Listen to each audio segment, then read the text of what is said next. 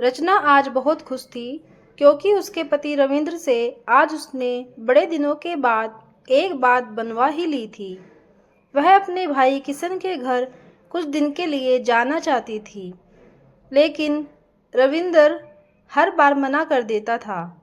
आज रचना ने सुबह जल्दी उठकर रविंद्र के लिए नाश्ता बनाया। उसके बाद उनका लंच पैक कर दिया। ऑफिस जाने से पहले रविंद्र ने रचना से बात की। रविंद्र, रचना एक बार फिर से सोच लो, क्या वहां जाकर रहना सही रहेगा? रचना बोली। आप भी पुरानी बात लेकर बैठ गए। उसके लिए भैया ने माफी मांग तो ली थी। अब वो इतने प्यार से बुला रहे हैं तो हमें भी सब कुछ भूल कर आगे बढ़ना चाहिए। रविंद्र बोला, ठीक है, जैसे तुम्हारी मर्जी, लेकिन मैं वो सब नहीं भूल सकता।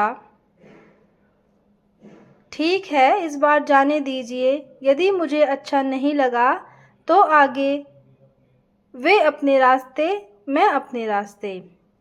रविंद्र ऑफिस के लिए निकल जाता है।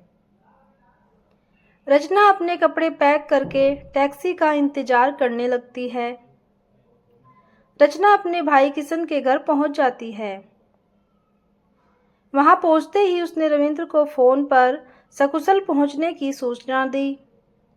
रचना का भाई किशन, उसकी पत्नी राधा और उनका बेटा प्रतीक तीनों ने रचना का स्वागत किया। किशन, दीदी कब से आपको फोन कर रहा था। आपने भी कितना समय लगा दिया आने में। क्या आपने अभी तक मुझे माफ नहीं किया? रचना बोली, नहीं भाई, बस घर का काम ही खत्म नहीं होता। अब भी बड़ी मुश्किल से फुर्सत मिली है, और हाँ, पीछे जो हुआ मैं भूल चुकी हूँ, तू भी भूल जा। राधा बोली, दीदी हम तो आपसे नजरें भी नहीं मिला पा रहे थे, फिर इन्होंने ही आपको फ़ोन किया, आपने आने के लिए हाँ की, तभी हमारी जान में जान आई। रचना बोली, अरे भाभी, आप भी क्या सब लेकर बैठ गई। आप तो बस एक कप गर्मा गर्म चाय पिला दो। राधा चाय बनाने चली जाती है।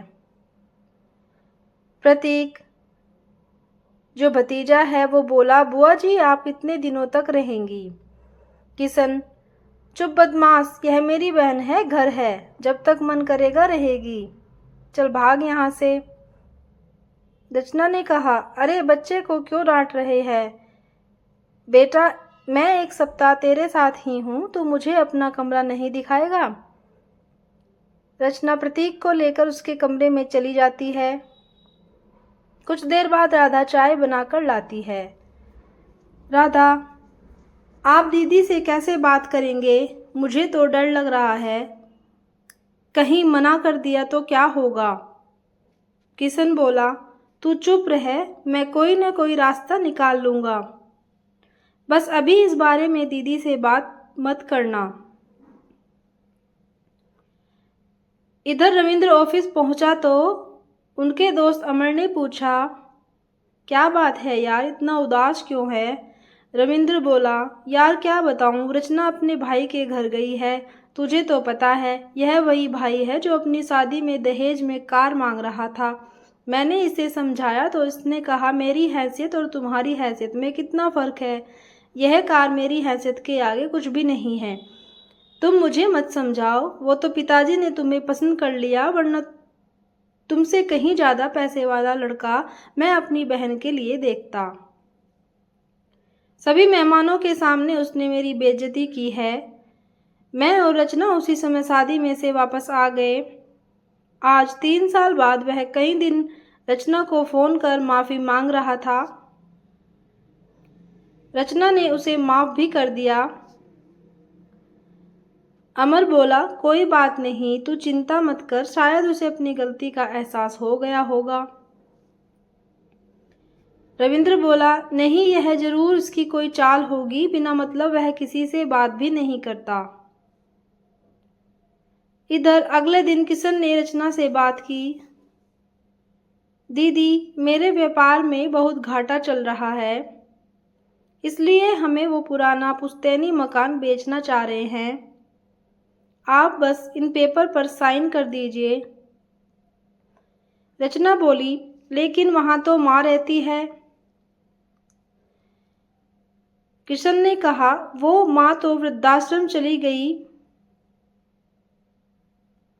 क्या तूने माँ को वृद्धाश्रम भेज दिया?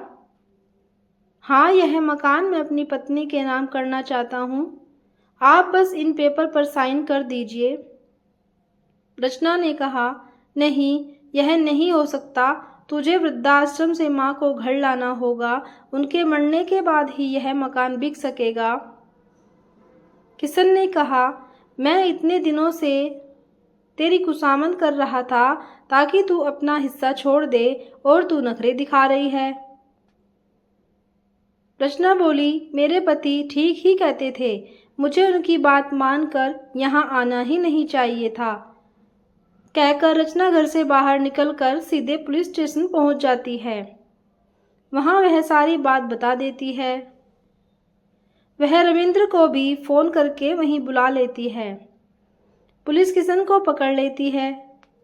रचना, देखा अपनी बदमाशी का नतीजा। अब तू रहेगा और तेरे कर्मों की सजा तेरे बच्चों को भी मिलेगी। रचना, इसे माफ कर केस वापस ले लो। रविंद्र के बहुत समझाने पर वह मान जाती है। किशन, जीजा जी, मुझे माफ़ कर दीजिए, मैंने आपका बहुत अपमान किया है। रविंद्र, ठीक है, लेकिन पहले अपनी माँ को वृद्धाश्रम से लाकर अपने साथ रखो। इसके बाद सभी जाकर माँ को ले जा आते हैं और खुशी खुशी रहने लगते हैं।